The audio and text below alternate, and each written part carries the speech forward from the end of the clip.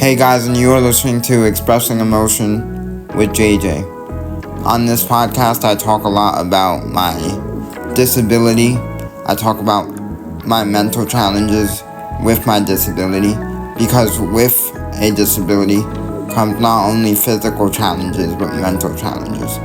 And I'm also a TikToker on TikTok. Link will be in the description for anybody who wants to go and follow that. And if you came here from TikTok, then welcome to the first ever podcast episode. In today's episode, I thought it would be nice for you guys to learn a little bit about me. So my name is Jerel Johnson. I have spastic cerebral palsy. It affects your physical movements. So a lot of your physical movements are a lot different from the average person. So like there are jerky reflexes, there's a lot of muscle stiffness, especially with spastic cerebral palsy. And I would also like to add that there is more than one variation of cerebral palsy. It comes in so many different forms. Some people only have cerebral palsy in their hand, meaning they can't use their left or right hand, or, they can't use their left or right legs.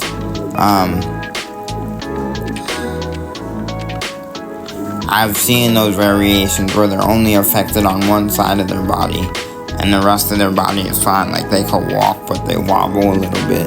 There are so many different variations of disability. And my whole life I've dealt with spastic CP.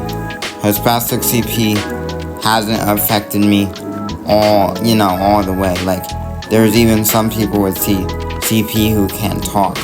That is the most severe form of CP, where you can't talk, your body's really stiff, and you're always in the chair. You're never out the chair, unless somebody lifts you. It's similar to spastic CP, but it's on a more severe level.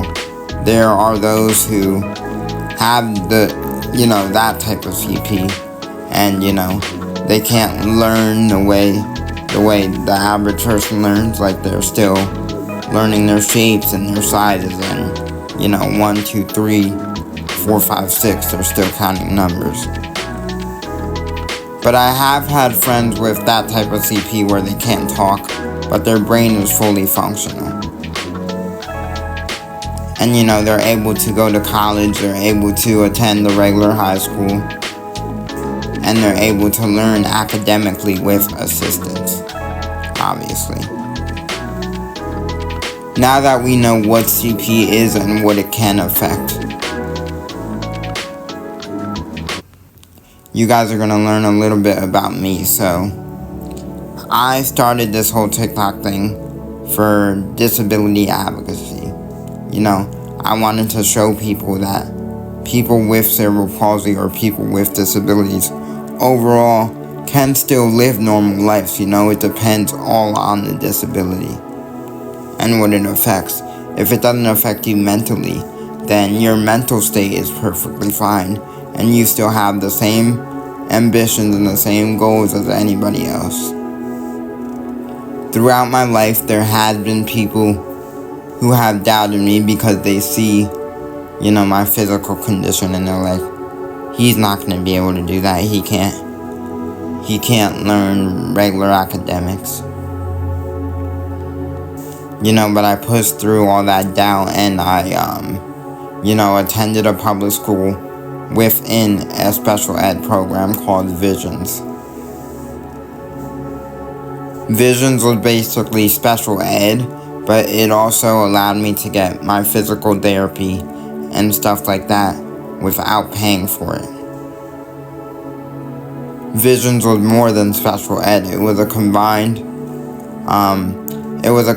thing of special ed and special needs all at the same time. So it gave you special ed, but it also gave you special services that a regular school would have, but it's definitely a lot harder to get, especially since the school would have to figure out how to pay for it, or yourself or your parent would have to pay for it. I went through that Visions program my whole entire school experience.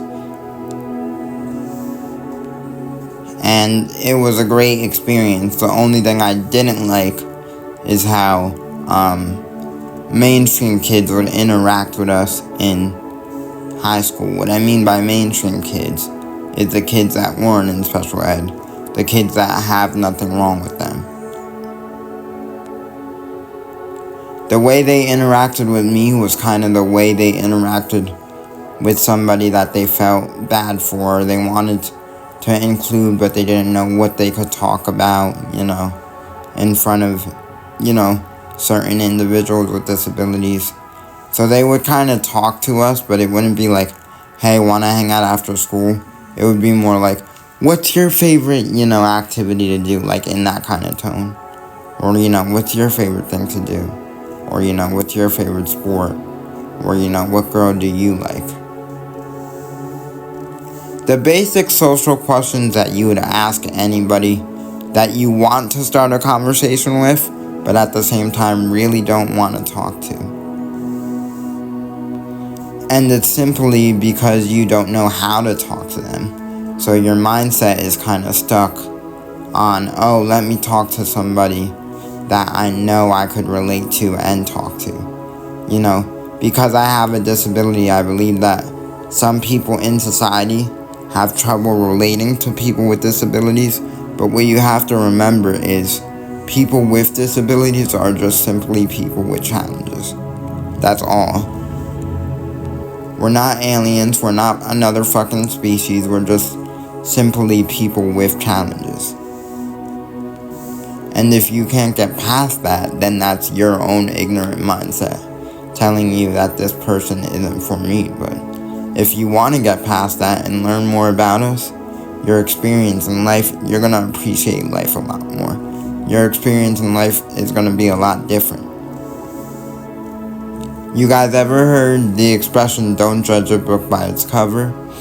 You can't judge a person based on their disability because you know nothing about their disability or know nothing about their story or where they come from. You know how they were brought up. What was their environment like? What type of people do they like to hang around? Do they like to be associated with people with disabilities? Because I feel like sometimes people automatically assume that if you have a disability, you like to be around people like you, which makes sense because obviously we do. But people with disabilities also don't want to be put in a category or a box. It's not a competition. There's not somebody saying, okay, people with disabilities go and do this, and people who are able-bodied go and do this. It's not like that at all. But I feel like that's where some people's brains go to, and that's why people with disabilities sometimes get treated the way they do in society. And I don't think that's ever fully going to go away, but I think it's up to the person with a disability. It's up to he or she whether or not they want to, continue to defy the odds and, just go on and live their lives, and whoever accepts them for who they are. That's the person that they should want to be around. Especially when you're a teenager with a disability, I think it's important to learn more about your acceptance with your disability, because you're gonna have it for the rest of your life. So it's important that you realize that, you come to terms with that, and you just go on about life. Because if you don't just go on about life and you keep making everything about your disability, it gets hard to not emotionally move on, mentally move on, because you're stuck you're stuck in the fact that you can't physically move on. I think it's important that everybody realizes that they have their flaws, especially when it comes to somebody with a disability, because our flaws are what make us encouraging. Our flaws are what make us, bond with other people. Our flaws are what make us go through the struggle. So, and you could learn a lot from the struggle. I know I did. I believe that it's important to trust the struggle and trust the people who are trying to get you through the struggle, such as your mom, any parent that you have, a dad, a sibling. It's important to trust that system, because if you don't, you're just basically going to be angry and pissed off for the rest of your life. Sure, our expectations might be different from those who are able-bodied, but it doesn't mean that our life is over. It might feel like our life is over. I know at times it felt like my life is over, and I've heard so many stories from friends where it's like they also feel like their life is over. And to be honest, sometimes I still feel like that at certain moments. It's kind of those challenging moments in life, especially as you're growing, you're thinking in your head like, why is this happening to me? Why am I the only one going through this? Because it feels that way. But in reality, there's more than one person going through it, but you just feel like you're the only one going through it because your brain is telling you that. And like when it comes to those type of challenges, like mentally, wherever your mental headspace is at, nobody can control that for you. You're the only one that can control your mental health. And at times you will be the only one going through it, but just don't get stuck in that mindset. Because then you're not going to be able to enjoy the happiest moments of your life. You're not going to be able to enjoy the victories in life, because you're just going to sit there and be depressed the whole time. It took me a while to realize that. I'm 19 years old, about to be 20 on November 6th, and I'm still having the challenges of life, but I'm also experiencing the joys in life, such as college. Sorry, I keep saying I'll get better with the podcast speaking as the episodes go on, but college has been a great experience for me. I'm only taking one class a semester this year, because I wanted to see how college was. I'm still in special ed technically. They took my diploma. We'll talk about that in another episode. They didn't take my diploma because they wanted to. They took my diploma because legally they have to, because technically I'm in an 18 to 21 program. Because that's where they send you after high school. In my program that I was in, Visions, it was a part of this organization called Bergen County Special Services. And like I said in the beginning of the episode, I was in the type of special ed where they provided you with special needs services such as therapy and PT, OT, physical therapy, PT, OT, stuff like that. But after this year, I will be done. I decided to be done with the program because I want to move on with college, and I want to keep going with college and adding on more classes. What I've learned from being in college is that nobody knows each other and everybody's trying to get to know each other. So they don't care if you're different, they just want to get to know you. I'm taking this one English class right now, remedial English, because I didn't do well on the college placement test.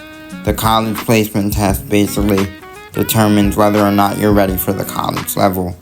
And because, hint, I was in special ed, obviously they taught the same curriculum, but they also taught it a little bit differently, a lot slower than, a regular academic high school student. So I didn't do well on the placement test, so now I'm in English remedial class.